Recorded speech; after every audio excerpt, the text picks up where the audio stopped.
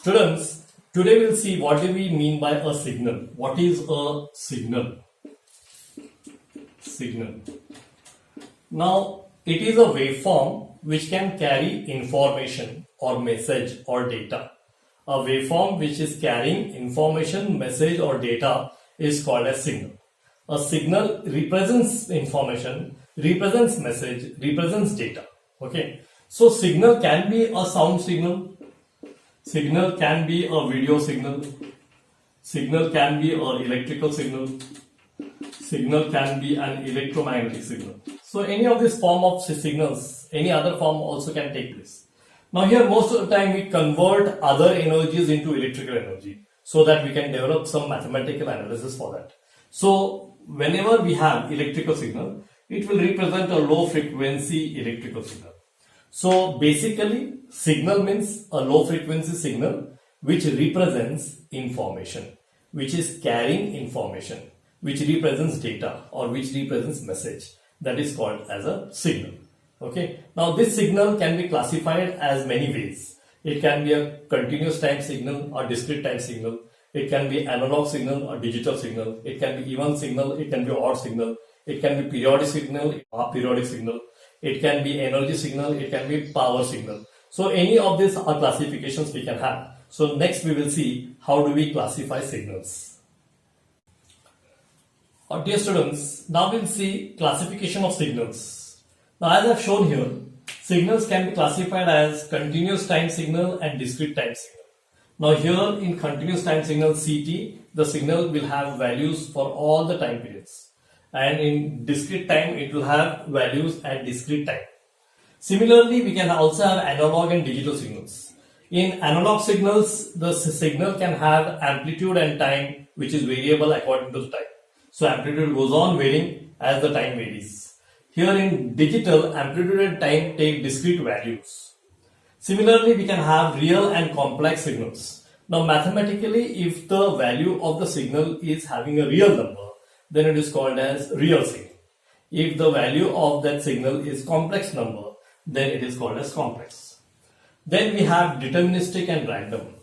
Or deterministic means it will have a specific value at specific time. At a given time, it will have a specific value. If it has that, it is called as deterministic. But if the value of the signal at a specific time is unknown, is random, then it is called as random signal. Then we can have even and odd signals which we can plot on the graph and show you how the even and odd, where the polarities of the signal can change, and we can show you which one is even and which one is odd. Similarly, we can have periodic and non-periodic. Periodic is a signal which can repeat itself as the time, whereas non-periodic does not repeat itself. Then we have energy and power signal. Energy signal is a signal which will represent energy. Power signal is a signal which will represent power. The signal cannot represent both. Either it will represent energy or it will represent power. Okay. So these are our classifications. Now one by one we will see this in detail. Now here students, we see what is continuous and discrete time signals. So the first one we have shown as continuous time signal, which is CT signal. Now here you can see this signal is defined at all instants of time. This is the time axis. At every instant of time, you can see it is defined. So it is a continuous signal. There is no such distance between each value. It is continuous signal and it is defined at all instants of time. This is the time axis.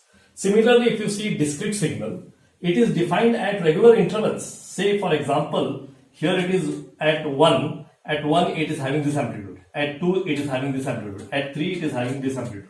At 0 it is having this amplitude. At -1 this is having it as -2 this amplitude and -3 this amplitude. So the amplitudes are at discrete time intervals. You are defining discrete amplitudes at discrete time intervals. So here you can see discrete values, separate values at a distance, and there the amplitudes are defined. So this is your discrete time signal. Okay, so this is a continuous time signal. This is discrete time signal. Now here students, the second classification we see that analog and digital signals. Now first we have shown an analog signal. Analog signal is one where both amplitude and time both amplitude and time take continuous values. So this is a continuous value. Amplitude go on varying as time is also varying. So both amplitude and time take continuous value. And if you see in digital signal, the amplitude and time are at discrete point. This is amplitude, this is time, are at discrete levels. This is amplitude, this is time, are at discrete levels. So here amplitude and time vary discretely. They are at a distance, means at regular interval or any other interval. You can have amplitude and time varying at various intervals. But here the amplitude and time are continuous. So this is your analog signal, this is your digital signal. Now here students, the third classification will see real and complex signal. Now say, for example, you have a signal xt. If in mathematical form, its value is a real number, if its value is real, then it is called as a real signal. If its value is complex, that is real plus imaginary. Okay. If its value is complex, then it is called as a complex signal. If xt is having a real value, then it is called as a real signal. If xt is having a complex value, it is called as a complex signal. Now here students will see the fourth classification, which is called as deterministic and random. Now deterministic signals are those which have specified value at any given time. So at any given time, it will have certain specified values which we know. Then it is called as deterministic. If the signal takes any unknown value at any given time, then it is called as a random signal. So here a deterministic is one which can take a specified value at any given time, whereas random signal is one which can take any unknown value at any given time. Now here students, the fifth classification is even and odd signals. A signal is said to be even if it satisfies a condition xt is equal to x of minus t. That means if xt is a signal, now this is your xt, this is xt, and this is x of minus t. Because here, if you take it as this is 0, this is plus t, and this is minus t. So if xt is equal to x of minus t, then it is called as even signals. Similarly, if xt is equal to minus x of minus t. So this is your xt, this is xt, and this is minus x of minus t. Okay. Now if this condition is satisfied, this is your 0 point. If this condition is satisfied, then it is called as odd signal. So this is your even signal where xt is equal to x of minus t, and this is your odd signal where xt is equal to minus x of minus t. Okay, so this is your fifth classification, even and odd signals. Now students, the sixth classification is periodic and non-periodic signal.